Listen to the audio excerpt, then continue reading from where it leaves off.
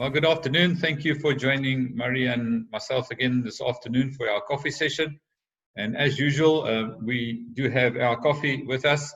Murray, great. And we trust you've got some coffee. If you don't have, push pause and get a cup of coffee and just come back and join us. We'll wait for you and we can continue. So as you can see, we are discussing reward management. Just to give you some context, you all can remember we started off looking at the people management or the HR model. And within that model, we've addressed the role profiles. I mean, as people planning and people selection and sourcing and selection. We looked at organization design and role profiles, performance management, and today we are looking at reward management. Very interesting topic, which in most organizations, if you would do a climate study, we'll always find that reward is the one that comes out the worst. And which let's discuss this.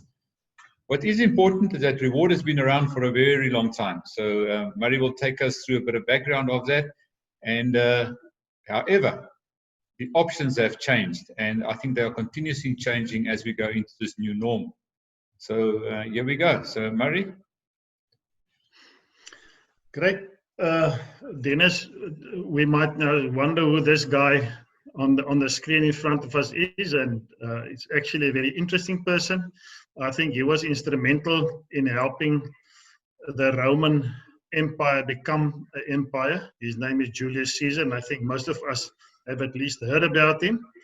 What's interesting, though, is I often ask people what they think is the oldest sort of written down reward strategy that they know of, and very few get this one right. But Julius Caesar in 54 BC designed his first or developed his first reward program, and that was to reinforce the strategy of building a professional army. And he was worried that he might lose some of his experienced people in the army, so he tripled his centurions, the officers' salaries, as a starting point. So that is now an interesting one. So that was the first thing as far as the permanent salary is concerned. But he then also, they had a practice whenever they went into battle against the enemy.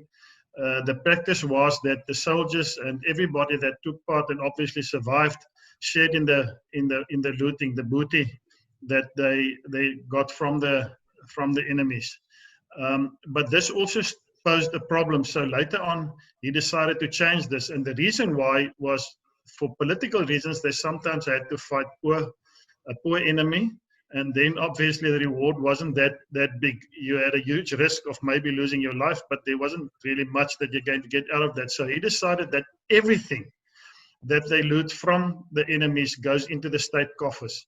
And he then designed what we know of as the first incentive scheme, whereby he said that if they were successful in the campaign, each of the soldiers would receive 50 denarii, and the centurions, the officers, 500. So they knew up front what they're going to receive if they were successful. So that was, and later on he introduced the pension fund as well. So he was really progressive, not only as far as remuneration is concerned, many other things, but we now can specifically interested in the remuneration.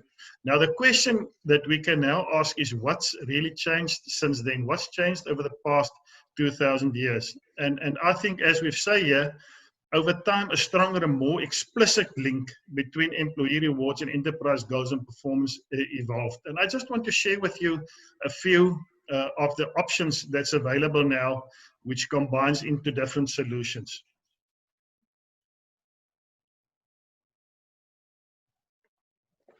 So if you look at the reward solutions here, and we're going to quickly flick through some of them, I will briefly discuss them.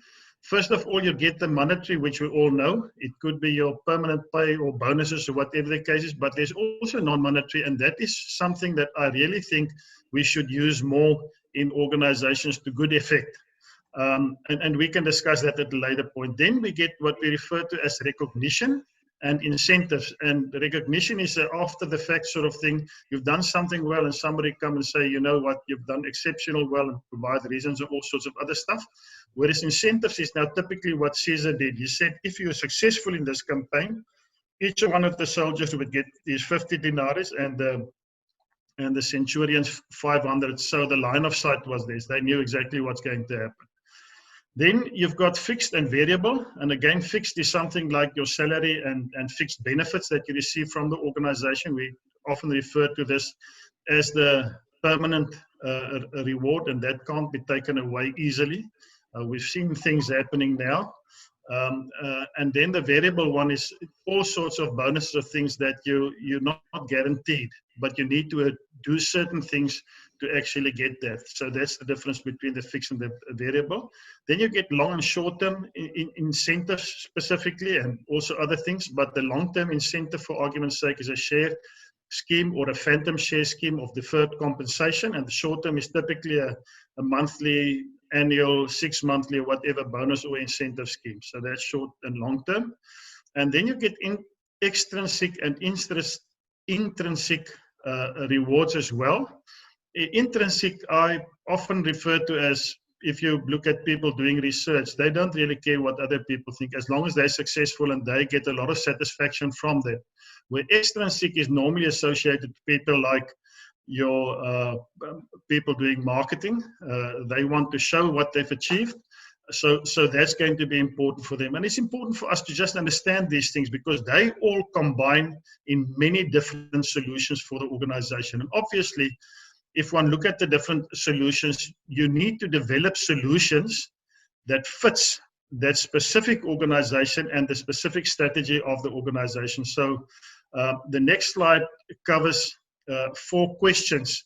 And these questions needs to be answered by the organizations if they want to be successful with their reward management. The first one is, what are we aiming at? And that is really the reward strategy.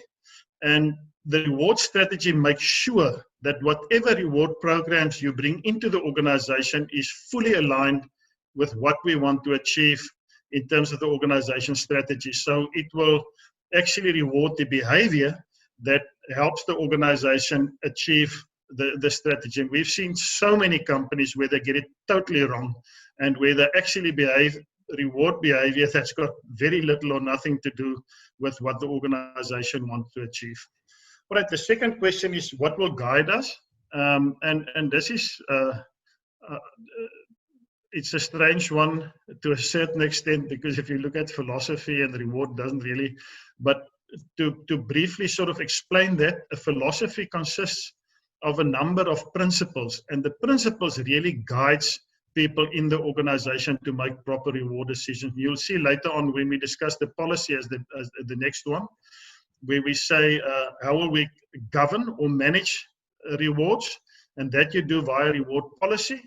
And the reward policy provides more detail of, for argument's sake, when your increase will take place, what are the elements that you include in the remuneration package, what the cycle would look like, what will happen by when. But the most important thing is your reward policy with your principles in your philosophy helps you to make fair reward decisions, enhancing the organization's execution of the organization's strategy. So that's what you do with this. And the last one is, how does everything fit together? And this is the reward model. And what does the reward model do? It just provides you a picture for that specific organization of how the different reward elements of the reward system fits together for that specific company. All right, and that brings us then to the reward system. And I know this is now, many of us haven't really discussed the reward system of our companies, and many people don't even know if they do have one. But a typical well-functioning reward system should have the following elements in it. There must be a reward strategy, and we've discussed it, in full support of the organization strategy. Then we've got the reward philosophy, the principles that we've discussed, with the reward policy. And the important thing here is, if you've got a company who's fairly progressive and where you involve all the leadership at the different levels, that's now managers, supervisors, everybody in the reward decision, you need to have a proper reward policy and reward philosophy with principles to guide the people.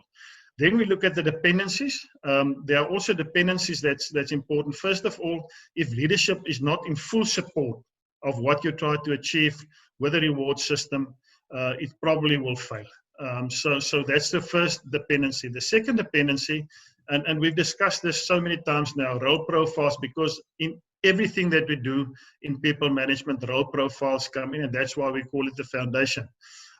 We use role profiles to compare roles internal into the organization to make sure that we pay people fairly, and also to do external benchmarking to see that we're more or less where the market is, and so that we can reward the people appropriately. The third one is performance management.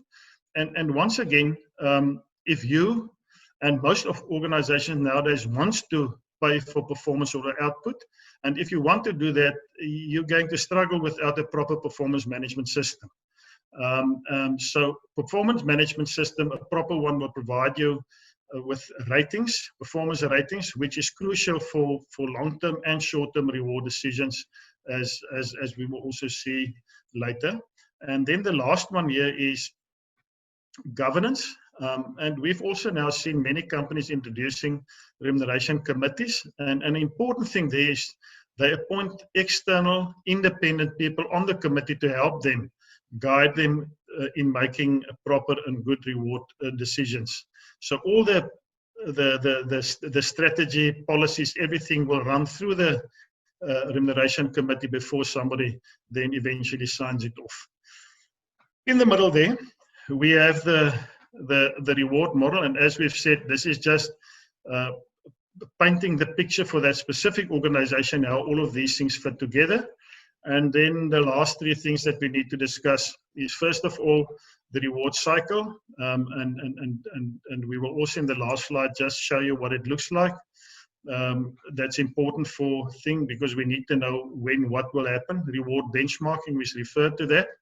This is helping us to determine whether we are competitive in our remuneration.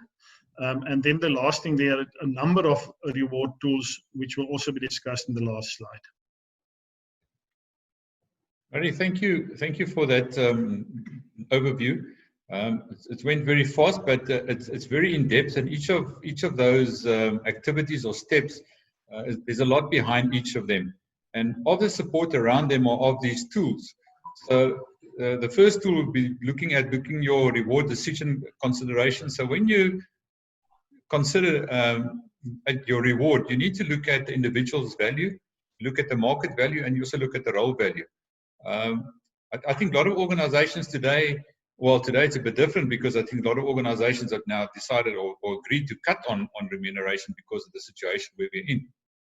But you know, the days that people just had normal increases as per inflation, you know, those days should have been gone long ago. But I think it's going to be much more top of mind as we go along. So that's a tool you need to look at. The second tool, and this is an interesting one for me, is look at the factors impacting executive pay. Once again, I think where we are today, looking at inclusive economies and all of that, the executive pay and the way that that's been the factors impacting that going forward could change vastly. But there are a lot of factors that you need to take into consideration in terms of looking at executive pay. Then, of course, looking at reward allocation matrix. Performance management is one of them, and you also look at in those circumstances, you also start looking at what is your cost of your remuneration, and you might be moving more towards giving remuneration at risk, or giving you know, those kind of remuneration instead of giving fixed pay increases. Of course, the reward cycle, it goes with your performance management. It's not just this one-off thing. There's a whole lot of factors that you need to look at during the year or during your term of where the employment is and where you give your reward. Look at the the performance cycles. Then, of course, we spoke about collaboration sessions where people sit together and decide, but is this remuneration fair in terms of output? It's not just based in terms of one person's decision.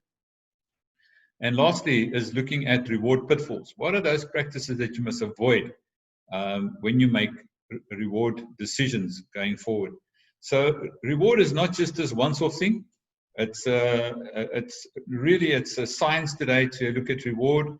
And Murray and I have been discussing, and we think of the next session we have on reward is specifically start looking at incentives. And in the times that we are now in this new norm, start looking at, but how do you reward? How do you reward for outputs, not just for arriving and being at the office? Those are the kind of things that we need to start looking at. So our next session, Murray, will be more in that line, a bit more practical, talking in terms of a bit more specifics around that. Absolutely, Dennis. I think you're spot on. It becomes more important to pay people for what they actually bring to the organization and how they contribute to execute the organization strategy and incentives. We're going to specifically focus on the success criteria of incentives, and you can take that and check whether what you've got in your organization actually adheres to that. So I think it will be a nice topic. Thank you, Murray. And that just brings us to the end of today. I want to say thank you to you, but we'd also ask you if there's anything specific in reward and any of those categories that you'd like us to elaborate on at our next session. Please drop Murray, Wilma, or myself, just drop us an email. There's our detail, or send us a WhatsApp. See our numbers there, and we'll incorporate that into the next session.